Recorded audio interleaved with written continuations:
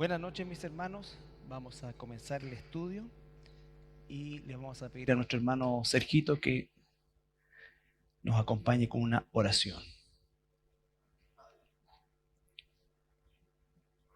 Sí. Padre Santo, gracias por esta oportunidad de estar reunidos en tu nombre. Gracias, Padre, porque permite que podamos escuchar tu voz, Señor. Venimos a ti para aprender, para ponerlo en práctica, Señor, y que esta palabra tuya del día de hoy nos transforme, te podamos conocer un poco más, Padre, y todo eso signifique que podamos glorificar a Jesucristo. Ponemos esta oración delante de ti, este estudio, Señor, para que tú obres en cada uno de nosotros, en el nombre de Jesús. Amén. Amén.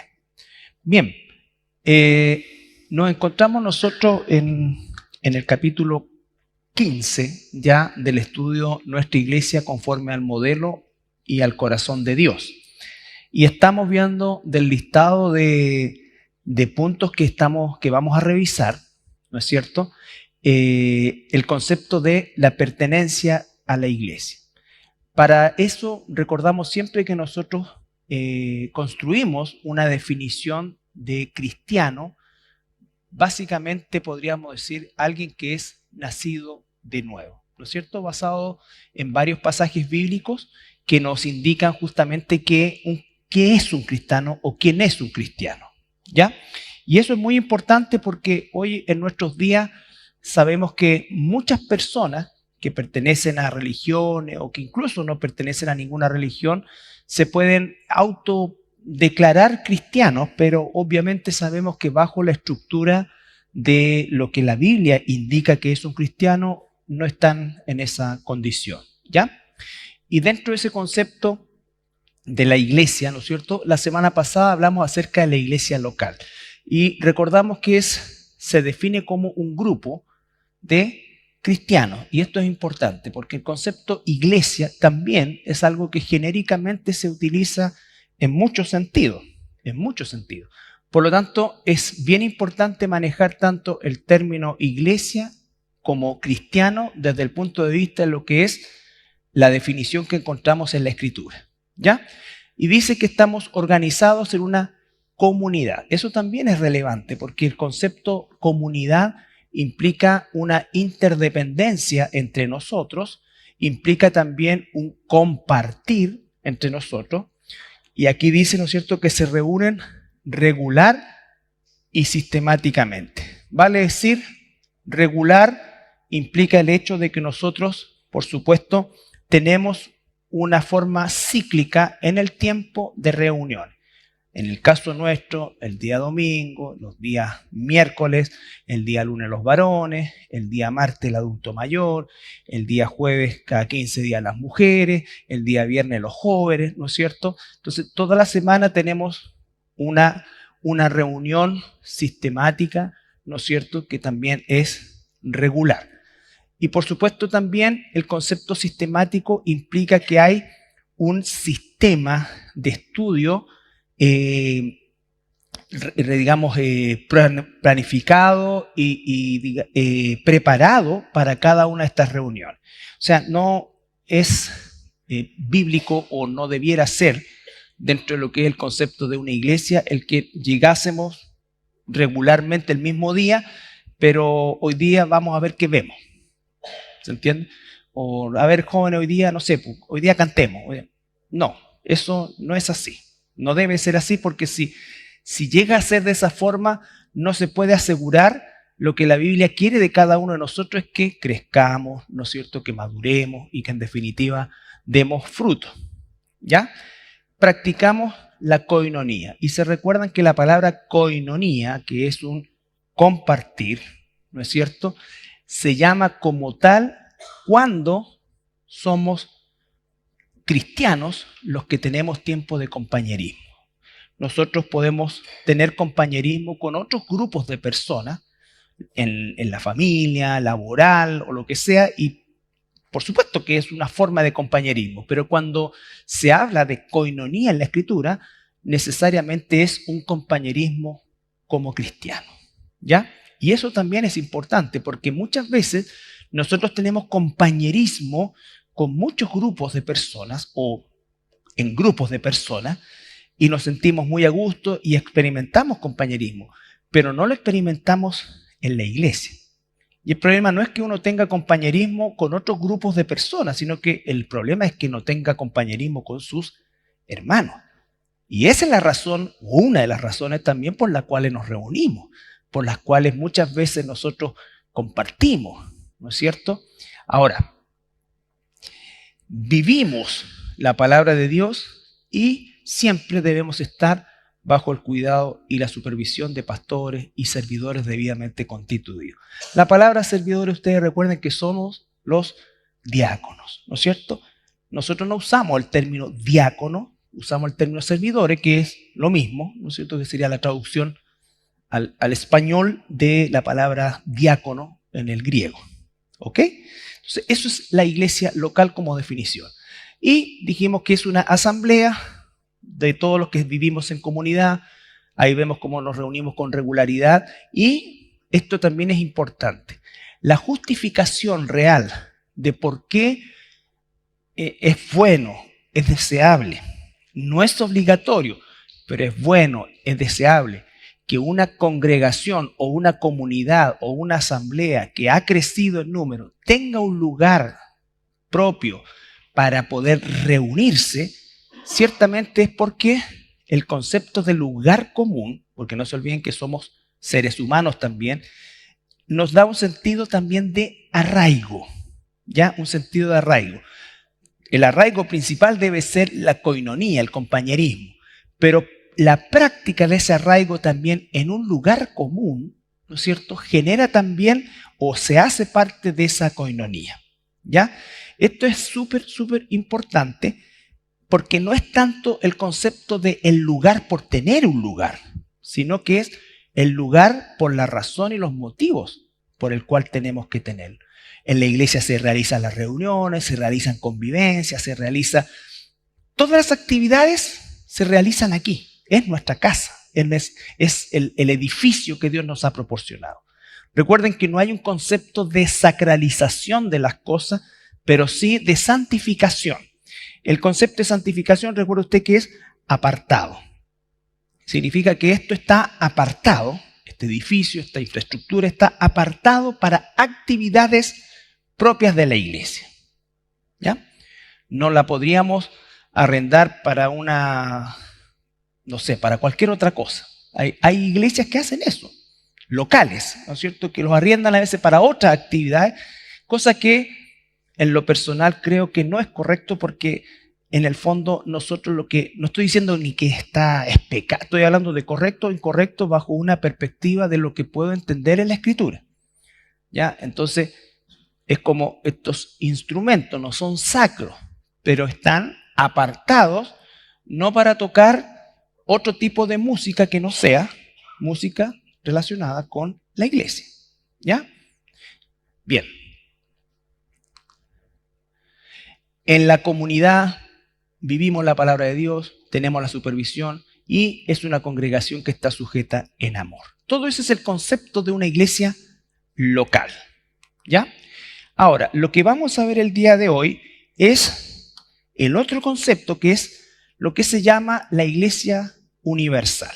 Vale decir, a lo largo de todo el mundo, ¿no es cierto? A lo largo y ancho de todo el mundo, de todo el planeta, existen iglesias locales. La suma de todas esas iglesias locales constituye lo que se viene a llamar la iglesia universal, ¿no es cierto? Ahora, por supuesto que, vuelvo al punto, no todas las iglesias que se dicen cristianas, no entran en esto, sino que las comunidades, las congregaciones constituidas por personas pecadoras, perdonadas por gracia, nacidas de nuevo, cuyo único camino, cuya única verdad es Cristo, entonces eso es una iglesia cristiana. Y cuya única norma de autoridad es la Escritura, esa es una iglesia cristiana, que sigue el modelo, ¿no es cierto?, del Nuevo Testamento para iglesia, ¿ya? Por ejemplo, en el Nuevo Testamento nosotros encontramos servidores, diáconos, y también servidoras, diaconisas, ¿no es cierto? Por lo tanto, el servicio en general de la iglesia es una actividad que realizan hombres y mujeres. ¿Ya? Pero cuando se habla de el anciano, el pastor, el obispo, que es lo mismo, en el sentido, digamos, horizontal, siempre es un varón. ¿Ya? Entonces, cuando se constituye una iglesia que ya rompe ese modelo, obviamente salimos del esquema que el Nuevo Testamento nos entrega. Y no estoy aquí para hacer ningún tipo de juicio ni nada, simplemente decir que sale del modelo de Dios y el modelo de Dios no ha cambiado. ¿Se entiende? No ha cambiado. Bien, ahora, la palabra universal es la palabra católico. La palabra católico viene del latín catholicus en realidad, que significa universal. Ahora, cuando nosotros encontramos la palabra católico o escuchamos la palabra católico, inmediatamente la asociamos con el romanismo, católico romano, ¿no es cierto? La palabra católico significa universal, pero hace relación a la ordenanza de Jesús de predicar el evangelio en cada rincón del mundo. Esto es importante. La iglesia cristiana, vale decir, la asamblea de nacidos de nuevo, es católica, por supuesto, porque en todos rincones del mundo hay iglesias cristianas, ¿no es cierto? Por lo tanto, eso significa que tiene un carácter mundial. Es apostólica porque está basada en el fundamento de los apóstoles, pero no es romana. Y eso es lo que quiero que nosotros entendamos a través de esta brevísima reseña histórica. Esto está en profundidad, lo vimos hace varios años atrás en la historia de la iglesia, ¿no es cierto? Y son muchos capítulos, pero básicamente un recordatorio para los que no han participado de ese estudio acerca de cómo se origina el concepto católico romano para entender la diferencia, porque recuerden que el catolicismo romano dice, y sí, ellos también son católicos porque son, en todas partes del mundo hay capillas o templos católicos, pero son romanos. ¿Ya? Son romanos. Entonces, la importancia de entender esto y cómo nace esto para que nosotros tengamos en nuestra mente claridad al respecto. Ahora, volvemos al punto. La palabra católico significa universal y corresponde a la ordenanza de Jesús. Partimos en Mateo 28, 18 al 21. 18 al 20, perdón. No 21.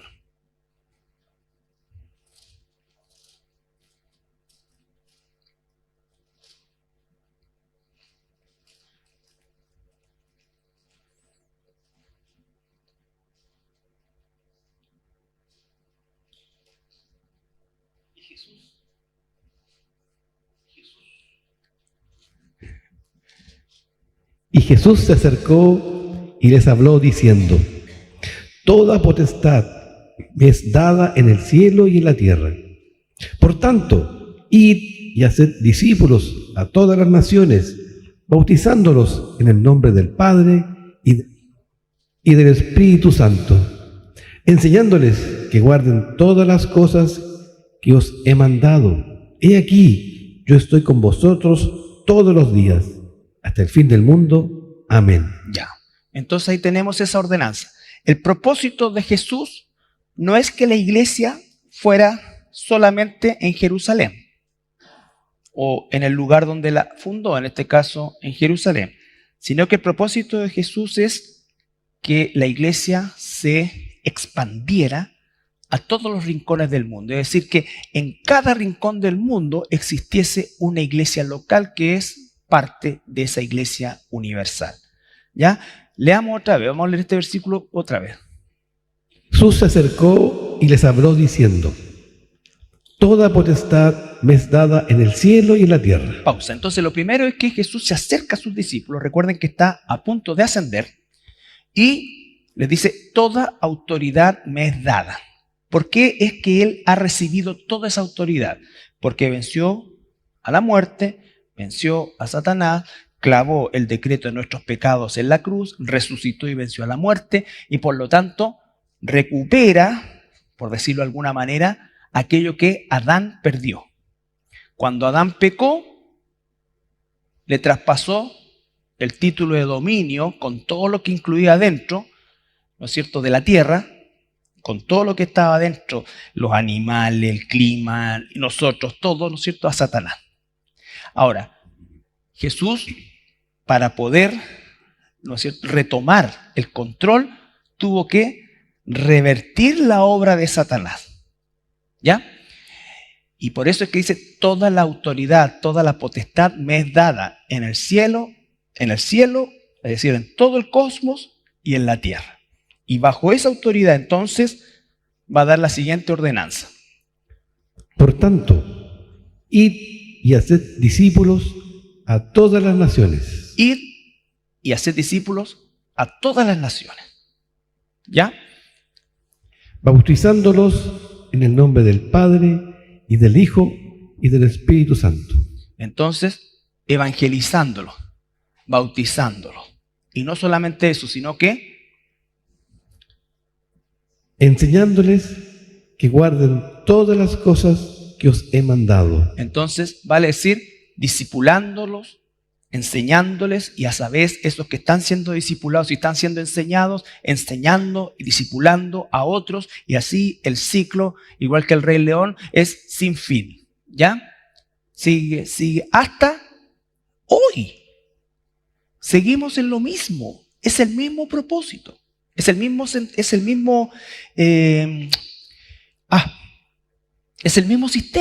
Estamos siendo enseñados y estamos enseñando a otros en un proceso.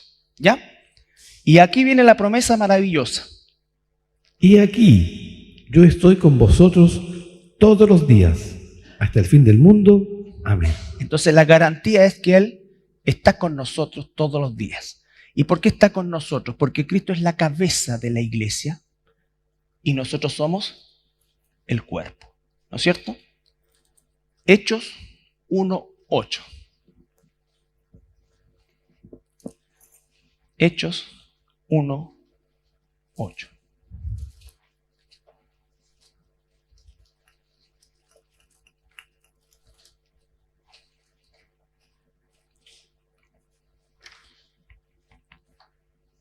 Ya. Pero recibiréis poder cuando haya venido sobre vosotros el Espíritu Santo, y me seréis testigos en Jerusalén, en toda Judea, en Samaria y hasta lo último de la tierra. Ya. Entonces, si ustedes se dan cuenta, Mateo 28:18, Jesús está por ascender.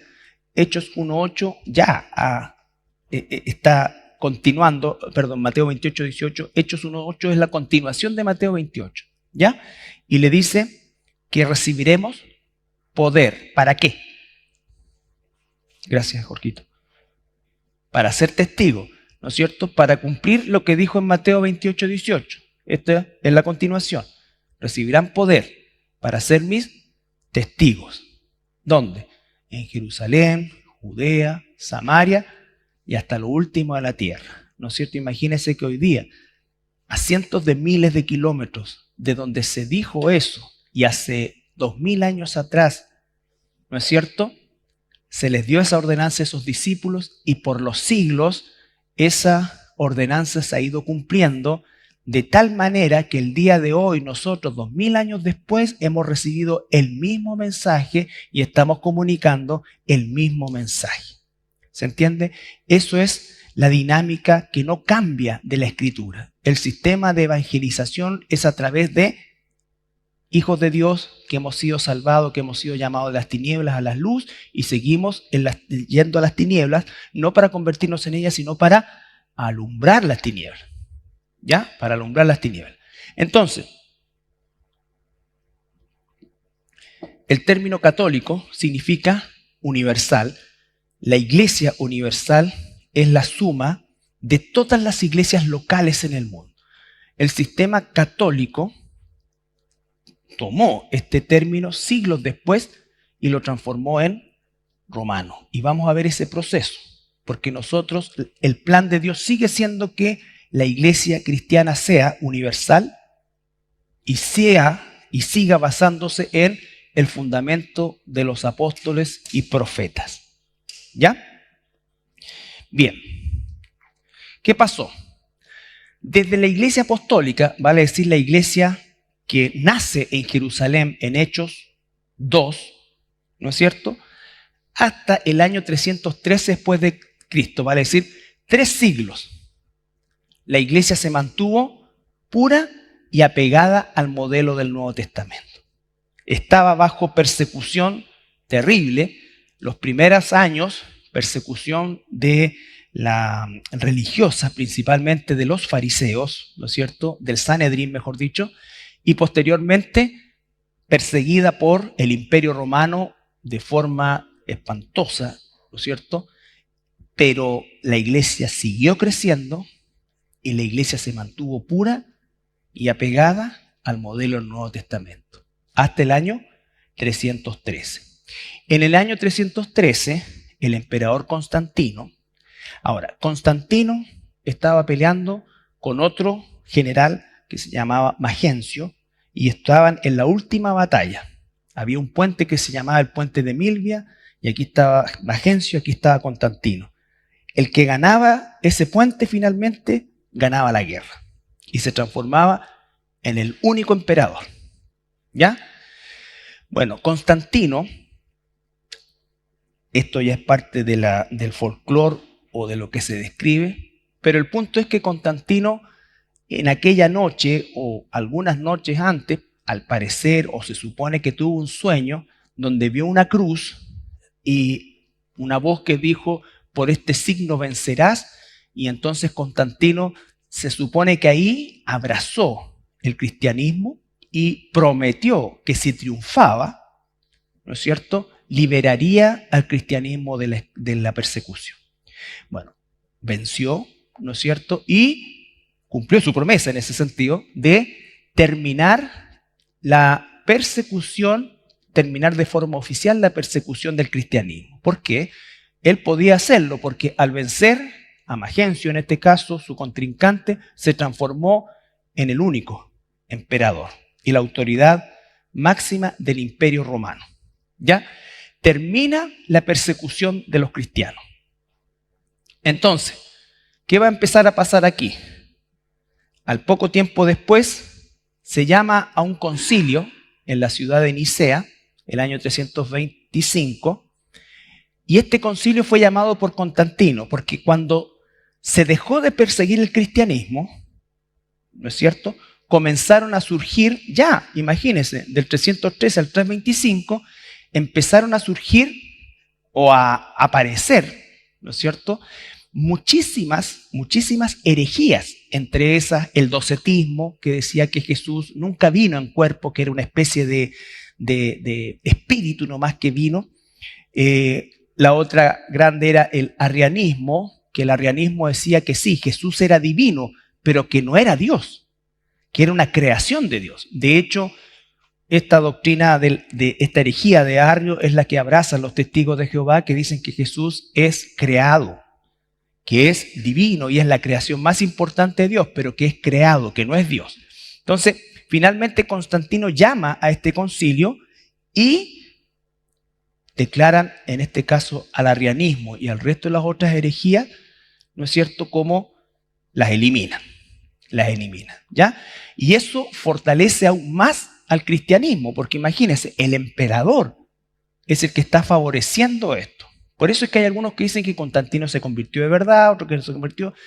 El punto no es juzgar a Constantino, sino que ver lo que la historia nos va contando. Él llamó a este concilio para terminar con todas las herejías que habían. Es como que si alguien llamara y dijera, ya sabes que llamemos a los testigos de Jehová, a los mormones, a los adventistas, a esto, todo esto. Vamos a hacer un concilio y vamos a poner la Biblia aquí arriba y vamos a ver qué es herejía y qué no. Y los que quedan fuera del marco de la Escritura, para afuera, proscrito. ¿Ya? Eso hizo Constantino. Avanzamos. ¿Sí? Claro, el edicto de tolerancia. Sí. ¿Ya? El edicto de tolerancia es acá, el 313 en Milán. Este es el concilio de Nicea. ¿Ya? Pero sí, el edicto de tolerancia es acá, el 313. Avanzamos. Sigue, ¿no es cierto? Y nos damos cuenta que finales del siglo IV, el 380, específicamente el 27 de febrero, otro emperador sucesor de Constantino llamado Teodosio, ¿qué es lo que hace este emperador? Declara el cristianismo ahora la religión oficial del imperio. ¿Se entiende eso? Constantino termina la persecución, edicto de tolerancia en Milán, 313, 325, limpian el cristianismo de todas las versiones heréticas que podían surgir, pero llegamos al 380 y aquí un emperador Teodosio dice, ahora el cristianismo es la religión oficial del imperio. Y ahí ocurre lo terrible de que la política y la religión se hacen una. ¿Ya? Se hacen una. Y ahí se acuña el término católico, universal, pero romano. Porque es Roma la que tiene la potestad sobre el imperio y sobre la religión. ¿Se entiende? Bien, entonces, a partir de esa fecha, se une y se funden, ¿no es cierto? Y comienza la persecución ahora a todos los que no eran cristianos, ¿no es cierto? Cristianos y específicamente romanos, porque hubo una facción gigante de cristianos que no aceptaron esto y fueron perseguidos, igual que los que adoraban al dios Sol y a todos los otros. Bueno, ahora, ¿qué es lo que pasa?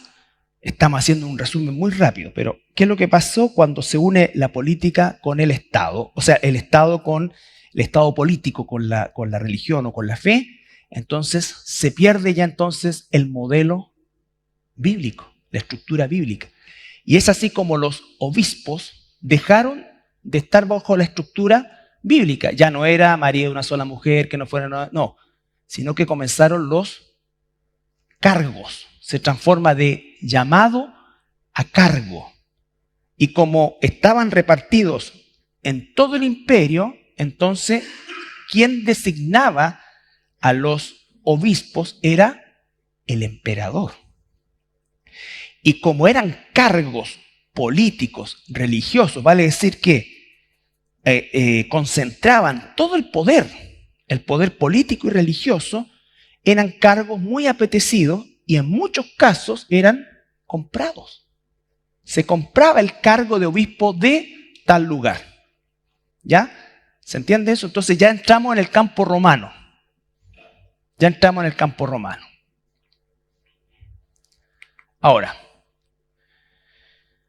del 380 al 590 se establece en forma oficial, el 590, se vive de esa manera, pero ya el 590 aparece el dogma del primado de Roma. Vale decir, el dogma de que el obispo de Roma estaba por sobre todos los otros obispos. ¿Se entiende? Por ejemplo, imagínense la extensión del Imperio Romano. Se calcula que habían cientos de obispos en distintos lugares. Después, más adelante, en la Edad Media ya empiezan a aparecer los cargos de arzobispo, o sea, el que está por sobre los obispos, porque resulta que, como no sé, pues esto se agrandó y había un obispo en Vicuña, una cámara con Barbalá, y el arc era jefe de todo esto. Y de ese, a su vez, estaba a cargo de un cardenal, y así se fue generando todo el sistema jerárquico. Pero este dogma del primado de Roma significa que el obispo de Roma está por sobre todos los obispos del imperio. Ahora, ¿qué significa que hubiese sido un dogma? ¿Qué es la característica de un dogma? Que no tiene explicación o que no se tiene que dar una explicación. Entonces, se instituyó nomás y los demás tuvieron que aceptar. Ahora, la razón también radicaba en que el obispo de Roma era quien estaba al oído del emperador. Por lo tanto, si bien es cierto, fue un dogma, pero también es cierto que era el obispo con mayor poder y era el cargo más apetecido después del emperador. Ahora, cuando aparece este personaje, más o menos el 600 después de Cristo, llamado Gregorio el Grande, es quien acuña definitivamente el título de Papa al obispo de Roma.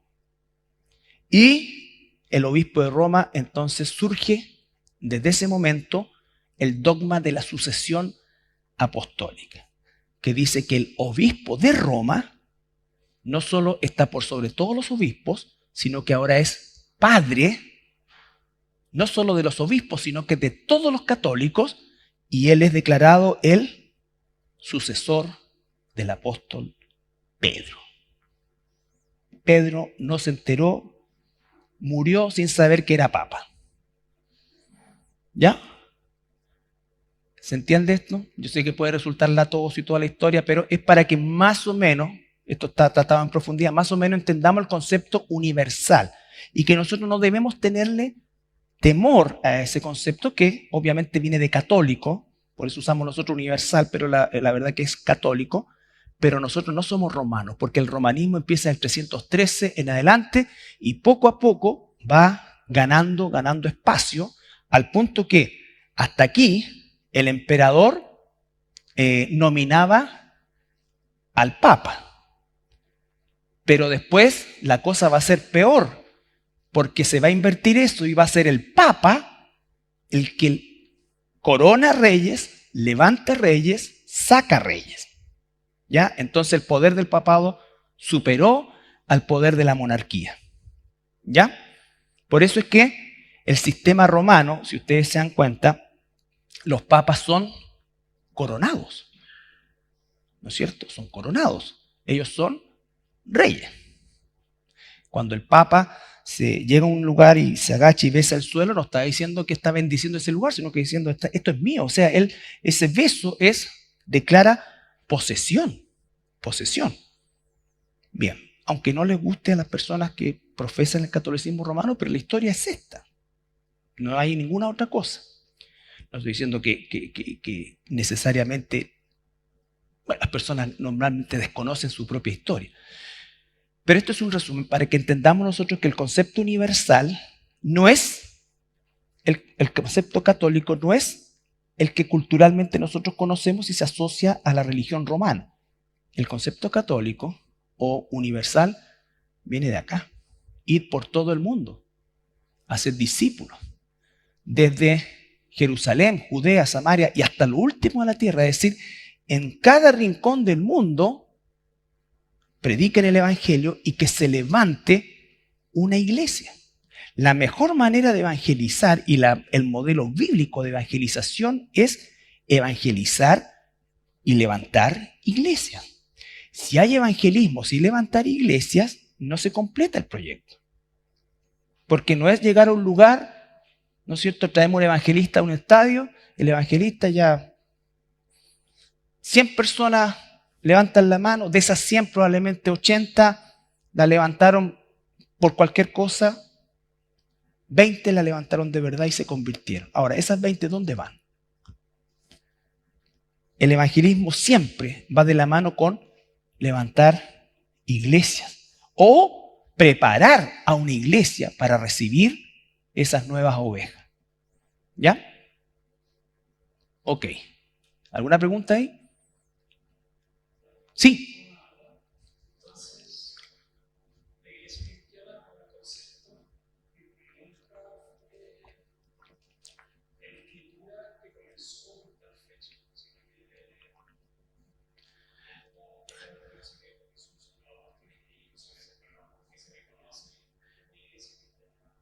¿Original?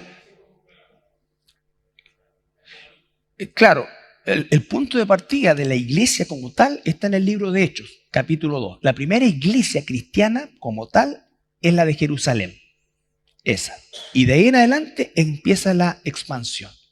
Pero las iglesias cristianas, el modelo bíblico es que cada iglesia local tiene un funcionamiento propio como bajo el mismo esquema, ¿no es cierto? Y pertenecemos todas al mismo cuerpo, pero no existe otra cosa que a veces se maneja en las denominaciones y solamente lo estoy describiendo. Por ejemplo, existen ya denominaciones, que es otra cosa que podemos aprender después, donde una denominación, por ejemplo, tiene también su escala jerárquica. Entonces ellos forman pastores, mandan pastores, sacan pastores, cambian pastores e interfieren o tienen injerencia en las actividades de la iglesia local. Por ejemplo, supongamos que nosotros tuviéramos nuestra casa matriz, por así decirlo, en Santiago. Entonces, Santiago determina las políticas para nosotros. Eso no es el modelo bíblico. El modelo bíblico, por eso es que es tan importante y debemos tener tanto temor de Dios para administrar la iglesia. Porque la iglesia cada iglesia local debiéramos regirnos exactamente por los mismos marcos que el Nuevo Testamento nos entrega. Si lo hiciéramos así, no tendríamos ningún problema entre nosotros. ¿Se entiende? Pero obviamente, como se ha modificado todo esto, y hoy día existe todo tipo de variaciones o variedades en el esquema, obviamente que eso significa que no podemos tener unidad con todo. Porque el tema, por ejemplo, de los dones espirituales, el tema del bautismo, las prácticas de la iglesia, están claramente determinadas y están normadas en la propia Escritura. Entonces, si yo salgo de la Escritura, por ejemplo, el hablar en lengua, la Escritura dice que claramente 1, 2, hasta 3, que hay un intérprete. Si es algo que nadie entiende, cállese. ¿Cierto? Eso es lo que dice. Incluso dice que si están todos hablando cualquier tipo de palabrería, ¿no es cierto? Y entra alguien inconverso y dice, con toda razón, va a decir, todos estos están locos. Entonces, ¿por qué no se hace eso? Entonces, ¿cómo podemos encontrar unidad en eso? No es que el Espíritu no es que yo no puedo usar al Espíritu, porque el Espíritu se rige por la palabra de Dios. El Espíritu me guía a la palabra. Entonces, no es un asunto ni de lo que siento, no siento, lo que quiero, lo que me gusta, no me gusta. Hacer todo en orden y con decencia, ¿cierto? Si alguien provoca desorden, supongamos, todos estamos bailando para acá, en desorden, y pasamos a llevar y nos volvemos locos acá, y el Espíritu nos toma todo, es un desorden. Parecemos a la barra de la U. O de Colo-Colo, para que no peleen ya. De Colo-Colo, ¿no es cierto? Que no ven el partido. No como los hinchas de equipos pobres. Ya. ¿Se entiende? Entonces, si es un desorden, ¿por qué tengo que aceptar eso? ¿Por qué? No, entonces no me puedo unir con eso. ¿Se entiende esto? Entonces, el punto es que la unidad, el universalismo, tiene que estar sobre la base del esquema de la Escritura. Del esquema de la Escritura. Ahora, si en una iglesia cantan 25 alabanzas, cantan esto, ya esas son otras cosas. Son cosas propias de la iglesia y tiene su propio estilo. Pero la otra cosa es un asunto doctrinal. Es un asunto doctrinal. La iglesia en Jerusalén, ¿cómo partió? Está ahí el esquema, está todo ahí, y a lo largo de los siglos, ¿no es cierto? Lo que hace el catolicismo o lo que hace el romanismo a la iglesia es la infecta con la política y la transforma en rituales. Rituales. Cumplir rituales. Ok. Entonces, el cuerpo de creyentes distribuidos en todo el planeta asociados a iglesias locales. Eso es una iglesia, eso lo significa la iglesia universal. Porque cuando el Señor venga, se va a llevar a todas las iglesias locales, ¿no es cierto?, del planeta. A todas las iglesias locales del planeta. Los cristianos somos ciudadanos del reino de los cielos. Iglesia universal, o podemos decir también el reino de Dios. Nosotros ya pertenecemos al reino de Dios, ¿no es cierto? pero estamos de paso por esta tierra porque somos extranjeros y peregrinos. ¿Ya? Vamos hacia lo celestial, pero ya somos parte del reino celestial. Efesios 2, 19 y 20.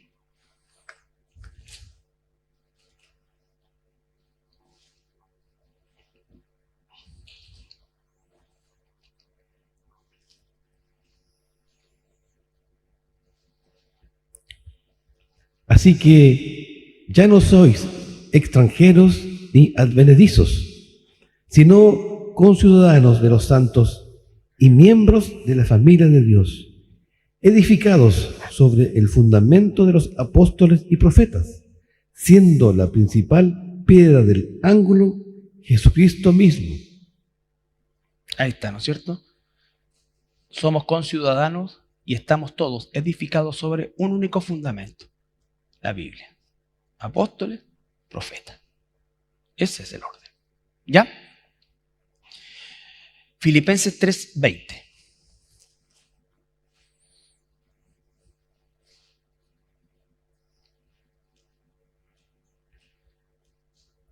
Mas nuestra ciudadanía está en los cielos, de donde también esperamos al Salvador, al Señor Jesucristo.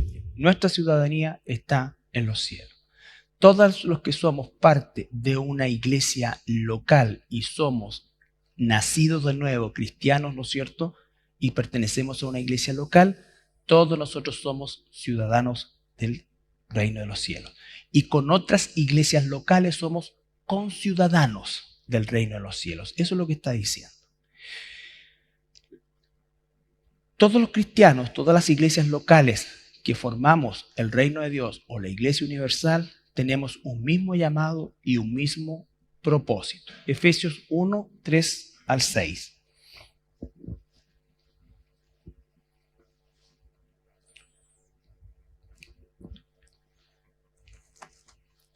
Bendito sea el Dios y Padre de nuestro Señor Jesucristo, que nos bendijo con toda bendición espiritual en los lugares celestiales en Cristo, según nos escogió en Él antes de la fundación del mundo, para que fuésemos santos y sin mancha delante de Él, en amor, habiéndonos predestinado para ser adoptados hijos suyos por medio de Jesucristo, según el puro afecto de su voluntad.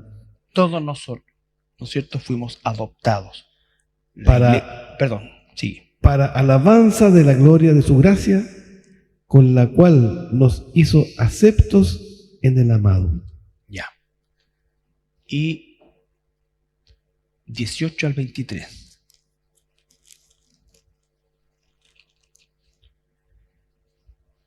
Alumbrando los ojos de vuestro entendimiento, para que sepáis cuál es la esperanza a que Él os ha llamado y cuáles las riquezas de la gloria de su herencia en los santos. Esos santos es un plural para todas las iglesias, aparte de la iglesia de Éfeso. Recuerde que la iglesia de Éfeso, la iglesia de Filipos, todas eran cartas que se mandaban a una iglesia particular, pero eran cartas que se hacían circular por todas las otras iglesias locales. Por lo tanto, no era exclusivo para Éfeso. De hecho, está circulando 2000 años después aquí, a miles de kilómetros de donde fue escrito, ¿no es cierto? Pero estamos leyendo exactamente lo mismo.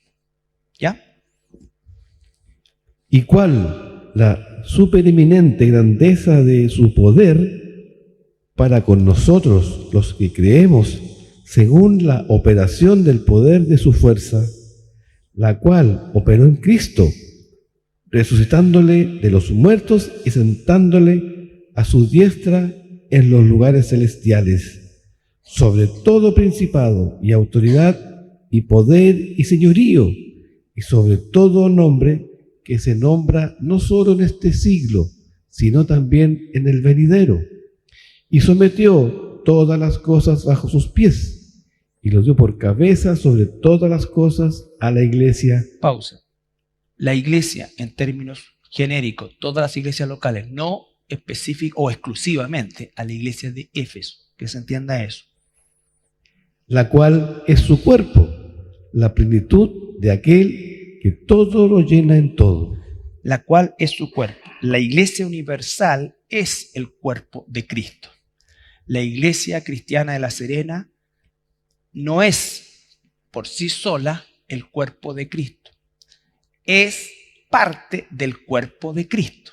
El cuerpo de Cristo lo constituyen todas las iglesias cristianas, ¿no es cierto?, a lo largo y ancho de todo el planeta. ¿Ok? Entonces, tenemos un mismo llamado y un mismo propósito. La iglesia cristiana, la iglesia universal, resistimos en todo lugar al mismo enemigo. ¿Ya? Al mismo enemigo. Primera de Pedro.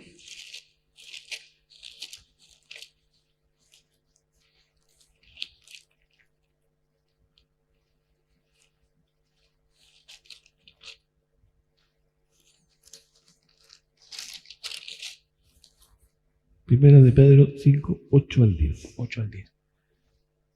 Sed sobrios y velad, porque vuestro adversario el diablo, como león rugiente, anda alrededor buscando a quien devorar, al cual resistid firmes en la fe, sabiendo que los mismos padecimientos se van cumpliendo en vuestros hermanos en todo el mundo. En vuestros hermanos en todo el mundo.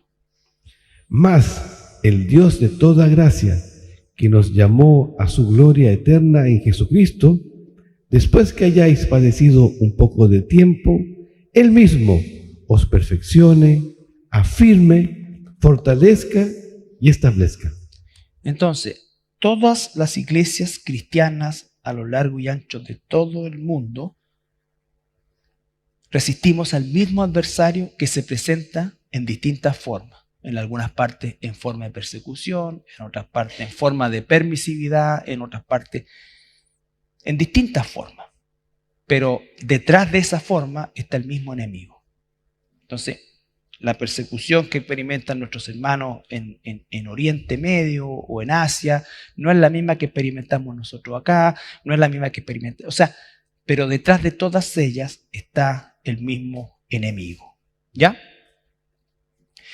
Compuesta por todo tipo de personas. Y aquí vamos a tener una escena del cielo. Nos trasladamos al futuro, que para Dios ya pasó, pero para nosotros todavía no. Apocalipsis 7, 9 y 10. Aquí está la iglesia universal reunida delante del trono de Dios. Después de esto miré, y he aquí una gran multitud, la cual nadie podía contar, de todas las naciones y tribus y pueblos y lenguas que estaban delante del trono y en la presencia del Cordero, vestidos con ropas blancas y con palmas en las manos, y clamaban a gran voz diciendo: la salvación pertenece a nuestro Dios, que está sentado en el trono y al Cordero. Multitud de toda lengua, raza, nación, todos estábamos ahí adorando al Cordero, ¿ya? Y somos un solo y gran pueblo.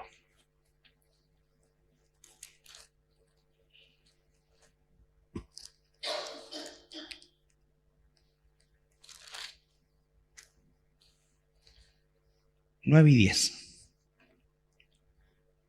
Mas vosotros sois linaje escogido, real sacerdocio, nación santa, pueblo adquirido por Dios, para que anunciéis las virtudes de aquel que os llamó de las tinieblas a su luz admirable. Vosotros que en otro tiempo no erais pueblo, pero que ahora sois pueblo de Dios, que en otro tiempo no habíais alcanzado misericordia, pero ahora habéis alcanzado misericordia. Ya. Ahora está hablando de pueblo. Recuerden, el pueblo de Dios en toda la Escritura es Israel. La iglesia es injertada en Israel. El olivo silvestre es injertado en el olivo cultivado. El olivo silvestre se convierte en olivo cultivado. ¿Ya? Bien. ¿Se entiende? ¿Sí? Ok. Bueno, somos parte de un cuerpo universal. Sí. Romanos 12, 4 y 5.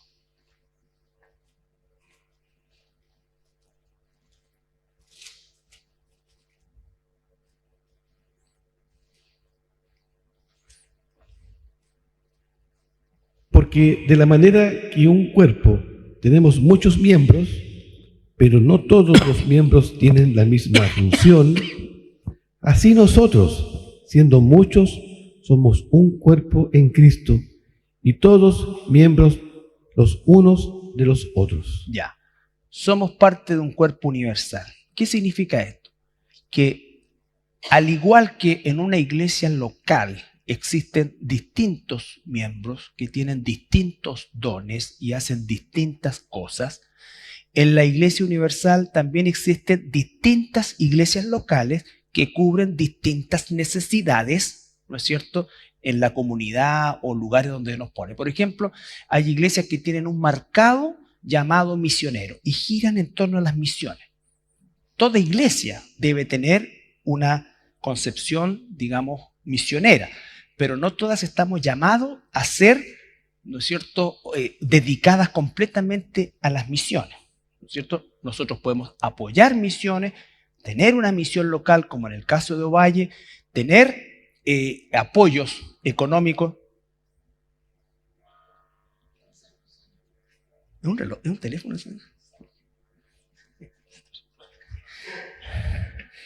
Entonces, ya me perdí. Tenemos, claro, tienen distintas, hay, por ejemplo, ministerios, iglesias locales que tienen fuertes ministerios en cárceles, ¿ya? O con personas que están con problemas de drogadicción, de alcoholismo, de rehabilitación, ¿no es cierto? Aquí tenemos un ministerio que se llama Remar, por ejemplo, y nosotros participamos en eso. No significa que hay un juicio y ellos digan, pero que ustedes no hacen esto, o ustedes no hacen esto. No, no. Son cosas. Claro, tienen misiones diferentes y debemos todos apoyarnos unos a otros. Nuestra misión como iglesia básicamente radica en el poder fortalecer, por sobre todas las cosas, el concepto doctrinal, la familia. La iglesia está constituida por familias. Las familias, en su gran mayoría, sus hijos, sus nietos, todo en el fondo gira en torno a eso, que es en definitiva la gran necesidad que existe en el mundo hoy. Por supuesto que las otras necesidades son evidentes, pero muchas de esas instancias surgen a partir de la destrucción del modelo bíblico, por ejemplo, de la familia. ¿Ya? También importante señalar que hace 40 años atrás probablemente la iglesia evangélica no tenía un alcance hacia personas, y no voy a decir con recursos, sino que personas con niveles de formación o de educación mayor. ¿Qué significaba eso? Que eran personas que muchas veces tenían preguntas, cuestionamientos válidos, lícitos, y que no encontraban respuesta. ¿Por qué? Porque entraban probablemente a un lugar donde le decían, no, lo que tienes que hacer es solamente creer. No te cuestiones, no digas nada, cree. A mí me pasó, ¿cierto? Cuando la Biblia tiene respuesta. Entonces comenzamos nosotros a trabajar con el entorno en que Dios nos puso. Entonces, el entorno mío era un entorno médico. Y me relacionaba con médicos. Y entonces respondía preguntas de médicos. Y muchos de ellos decían, oye, nunca lo había pensado así. Y estaba ahí. ¿Me entienden? Entonces, no es ni un ministerio mejor ni peor, sino que ese era un área que necesitaba ser también cubierta y Dios nos levantó a nosotros. ¿Se entiende? Entonces, ahora, nosotros Dios nos puso acá. Hace 30 años o más, todo esto era un cerro pelado. Nosotros teníamos que tomar casi de cisterna un cable largo que venía hasta un poste que nos pusieron aquí y ahí teníamos luz. No había nada. Jamás imaginábamos lo que se iba a transformar esto. Es más, yo creo que si nosotros hubiésemos llegado después que estaba esto, nos habrían hecho la guerra. Pero como llegamos primero, sonaron.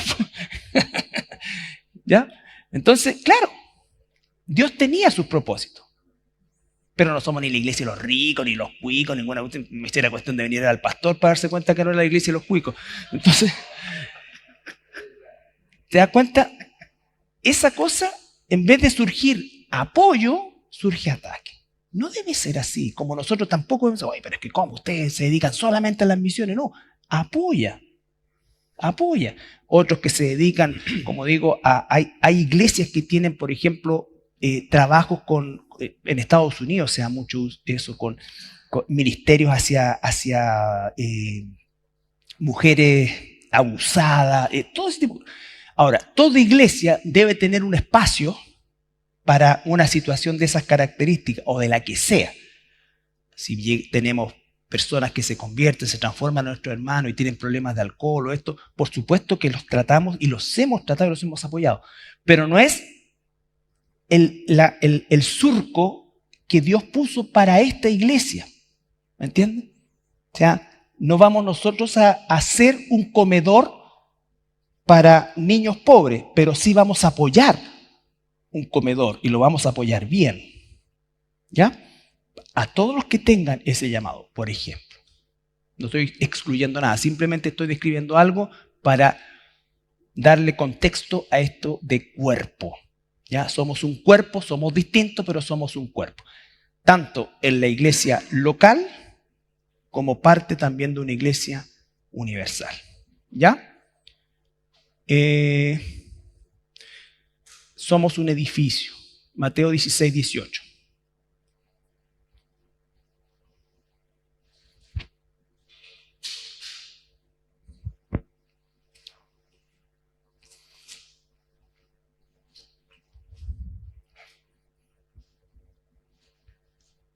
Y yo también te digo que tú eres Pedro, y sobre esta roca edificaré mi iglesia, y las puertas del Hades no prevalecerán contra ella.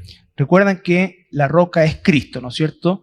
La confesión de Pedro era: tú eres el Cristo, el Hijo del Dios viviente. Eso es lo que responde Pedro.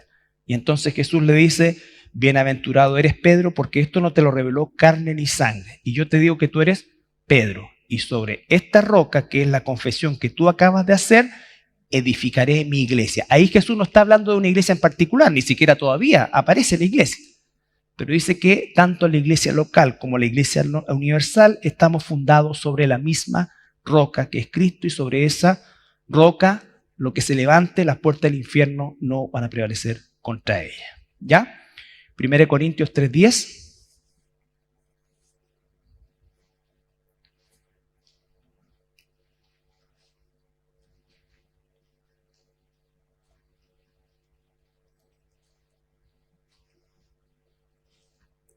Conforme a la gracia de Dios que me ha sido dada, yo como perito arquitecto puse el fundamento y otro edifica encima, pero cada uno mide cómo sobreedifica. Entonces somos un edificio local y parte de un edificio universal.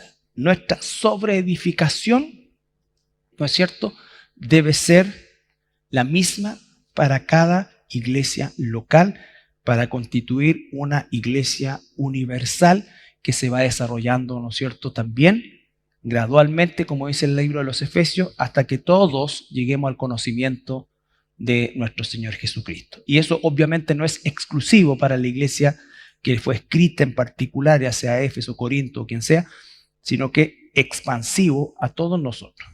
1 Pedro 2:5.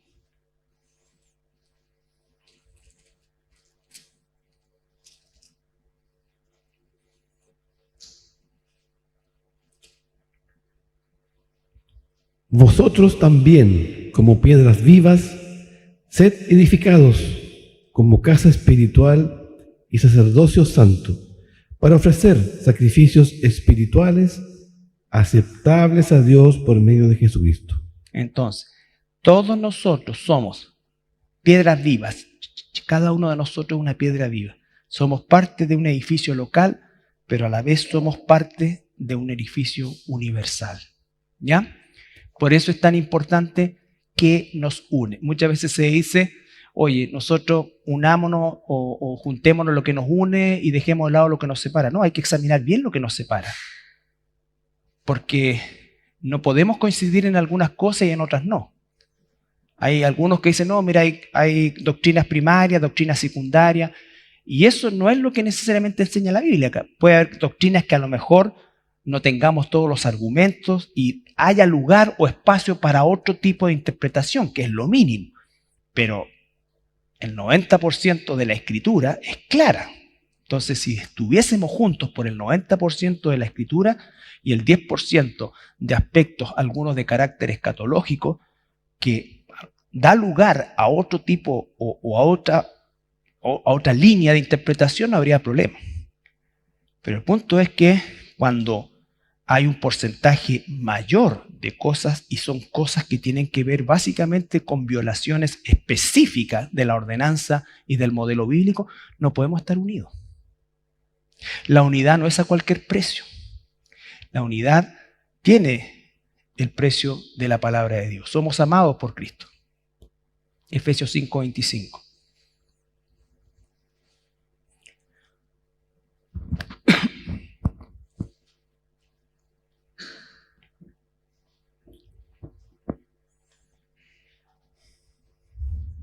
Maridos, amad a vuestras mujeres, así como Cristo amó a la iglesia y se entregó a sí mismo por ella. Ya. El Señor se entregó por la iglesia. No solo por la iglesia de Éfeso, de Jerusalén o la iglesia cristiana de La Serena. Se entregó por todas las iglesias locales de toda la historia de la iglesia, hasta el último día de la historia de la iglesia, que conformamos el cuerpo universal de Cristo. ¿Ya? Y Filipenses 2:5-11, todos seguimos o debiéramos seguir el ejemplo de Cristo en nuestro carácter.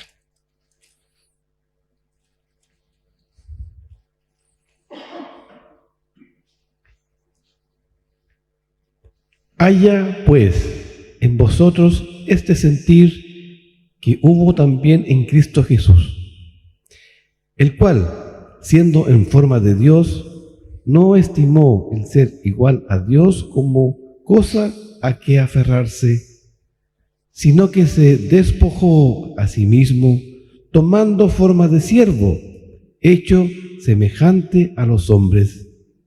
Y estando en la condición de hombre, se humilló a sí mismo, haciéndose obediente hasta la muerte y la muerte de cruz. Por lo cual Dios también le exaltó hasta lo sumo y le dio un nombre que es sobre todo nombre, para que en el nombre de Jesús se doble toda rodilla de los que están en los cielos y en la tierra y debajo de la tierra, y toda lengua confiese que Jesucristo es el Señor, para gloria de Dios Padre. Toda lengua confiese que Jesucristo es el Señor. Entonces, la Iglesia Universal es real porque la constituimos todas las iglesias locales de toda la historia de la Iglesia. ¿Ya? Ahora, recuerden que, por ejemplo, cuando nosotros incluso podemos compartir con un hermano en un lugar, en otro país, y asistir a esa iglesia y podemos escuchar en su idioma lo que nosotros cantamos en nuestro idioma y podemos compartir la cena del Señor y podemos tener esa coinonía aún con la barrera del idioma. Entonces eso es parte de esa iglesia universal, ¿ya? Entonces, el próximo miércoles 25 y el subsiguiente es 1, así que nos veríamos en el estudio del miércoles 6/8 del 2025. Si es que estamos aquí. Sí. Y para los que se queden, como saben siempre, el pendrive está en mi escritorio, en el cajón de acá. Ok.